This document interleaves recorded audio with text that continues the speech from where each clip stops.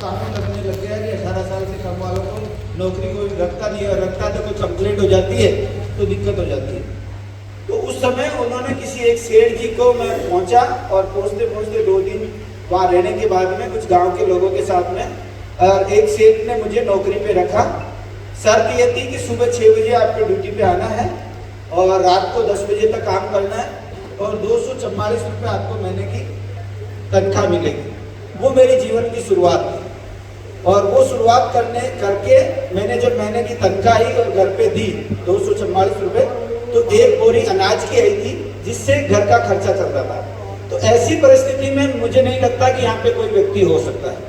इस परिस्थिति से निकल के भी आदमी इस मंच पे आ सकता है, तो हर्बल लाइफ में कुछ भी हो सकता है। ये आपको एक याद करने। और मैं 16 घंटा ड्यूटी देने के बाद में भी मुझे ऐसा लगता था कि मुझे इस गरीबी से बाहर निकलना है। मुझे पता नहीं था, लेकिन मैं काम करने के लिए एक जुनून के साथ में लग गया। सुबह जल्दी उठ के साइकिल पे दूध भी लेके आता था, घर घर जाके दूध बेचता था। सीजनेबल जैसे मौसम होता था, कुएं में पानी नहीं होता था, लेकिन जो मौसम के हिसाब से, जो बारिश के मौसम में जो सब्जियां होती थी, वो सब्जियां लेके आता था। कभी मक्का लेके आता था। ऐसे कर करके घर में घर जाके सब्जी भी देता था। और कभी लेट होता तो मुनीम जी घड़ी दिखाते थे, कुछ अपशब्द भी बोलते थे, सुनते थे, क्योंकि मजबूरी में सब कुछ सुनना पड़ता है, क्योंकि हमारे पास में कुछ ऑप्शन नहीं थे। और इसी तरह में अलग अलग मल्टीपल बहुत सारे मैंने काम किए, और बहुत सारे काम करके ये देखिए, ये भी मेरा एक काम था। मैंने ट्रैक्टर की ट्रॉली भरी, रोड़ी ना की मैंने। और ये देखिए, ये भी मेरा एक काम था। मैं हमारे वहां पे, आप रामदेवरा जानते हैं, रामदेवरा जाते होंगे कुछ लोग। एक सेकंड रामदेवरा है हमारे, जहाँ खुंडियास गांव है हमारे किशनगढ़ सिटी से, वो 24 किलोमीटर दूर पड़ता है। और वहाँ पे सवारियाँ जाती है बहुत सारी, और मैं एक कमांडर जीप चलाता था, और इस जीप को सुबह से शाम तक मैं फेरे लगाता था, 3-4 हज़ार रुपये कमाता था। फिर उसके बाद में धीरे धीरे मैंने काम आगे बढ़ाना स्टार्ट किया, और कुचिन बबाईचा खुंडियास सुबह से शाम तक आवाज लगाता था। 5 रुपये में सवारी बिठाता था, और ऐसा काम भी मैंने किया है। और ये मेरी वो कमांडर जीप थी। ये मेरे कमांडर जीप के ये सारे वो लोग थे। इसकी एक पीछे वाली पिक्चर चली गई शायद, ये देखिए, ये पिक्चर वैसी है जो आईटीओ ने जब मुझे रुकाया, तो इसके अंदर 47 सवारी थी। कितनी सवारी थी? 47। अब 47 सवारी पे आईटीओ चालान नहीं कर सकता। क्यों नहीं कर सकता? तो उस समय कैमरा नहीं हुआ करता था, उस समय मोबाइल नहीं हुआ करता था, वो उस समय की बात है। अभी कुछ लोगों को ऐसा लगता है, ऐसा भी कभी होता था कि मोबाइल भी नहीं होता होगा और कैमरा भी नहीं होता होगा, है ना। अभी यंग जनरेशन को ऐसा लगता है, लेकिन उस समय नहीं होता था। तो पुलिस वाले ने जब सवारियां टोटल गिनी, तो उन्होंने आईटीओ साहब के कान में आके कहा, साहब हम चालान तो नहीं कर पाएंगे इसका। उसने कहा क्यों? ये तो बस भर के लाया पूरी। अगर मजिस्ट्रेट साहब को ये कहेंगे 47 सवारी है कमांडर जीप में है, तो आपको सस्पेंड कर देगा मजिस्ट्रेट। तो आईटीओ साहब ने मुझे बुलाया और मुझे कहा, तुझे वैसे तो मैं तेरा लाइसेंस कैंसिल कर सकता हूँ, लेकिन मुझे ये बता तू इनको बिठाता कैसे? इसको बिठा के बता दे, मैं तेरे को छोड़ दूंगा। अब ये तो मेरा दिन भर का काम था, छोड़ना क्या था। मैंने कहा भाई आईटीओ साहब ने अपने को छोड़ दिया है, वो सवारियां वापिस उस अपने अपने हिसाब से एडजस्ट हो जाती थी। कैसे होती थी आपको पता है? मधुमक्खी का छाता देखा ना आपने? वो सवारी बैठती नहीं थी, वो भिन भिनाती थी मधुमक्खी के छाते की तरह। और उसका एग्जाम्पल आप देख सकते हैं, इसके ऊपर जो सामने वाला शीशा है ना, वो उसकी देखने की जरूरत ही नहीं होती थी। मैं खुद जो बैठता था शीशे में कभी देखा ही नहीं, मैं यूं बैठता था। एक सवारी मेरे सपोर्ट में होती थी, तो मैं नहीं गिर जाऊं उधर, और मैं कभी बैठता नहीं था। मेरा एक क्लच पे और एक्सीलेटर पे पैर होता था, और स्टीयरिंग पे पूरा लुंगा हुआ होता था, और वो सवारी मेरा सपोर्ट करती थी। ये पूरी मतलब ये गाड़ी ऐसे लगती थी कि मधुमक्खी का छत्ता है। इस तरह का रिस्क भरा जीवन में जी रहा था। तो ये काम भी मैंने किया, कहने का मतलब ये है। और ये काम भी मेरा था, और ये काम आपने देख ही लिया। और ये देखिए, कुछ और बताना चाहूँगा। ये मेरे टैक्सी यूनियन के सारे लीडर्स थे जो हम वहाँ पे थे। ऐसे नहीं लग रहा आपको शोले के सारे डाकू यही हैं? सारे के सारे देखो, सांबा, कालिया, सब सारे यही खड़े हैं।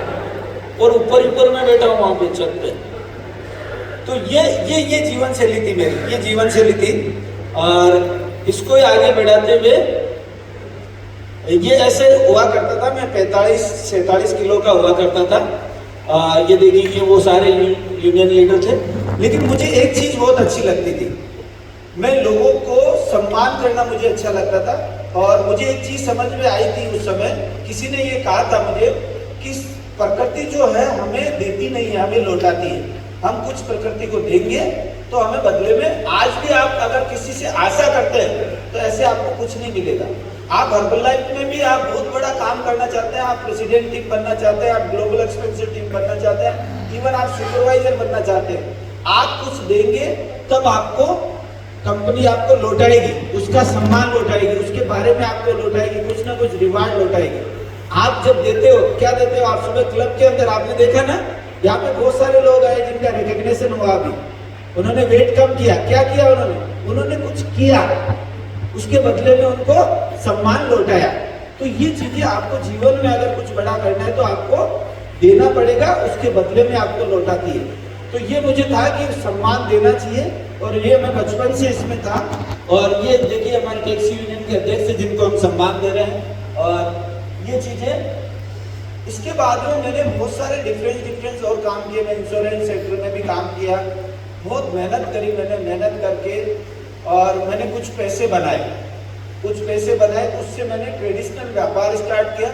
लगभग 1-2 करोड़ रुपए में मैंने होलसेल रेडीमेड का काम किया।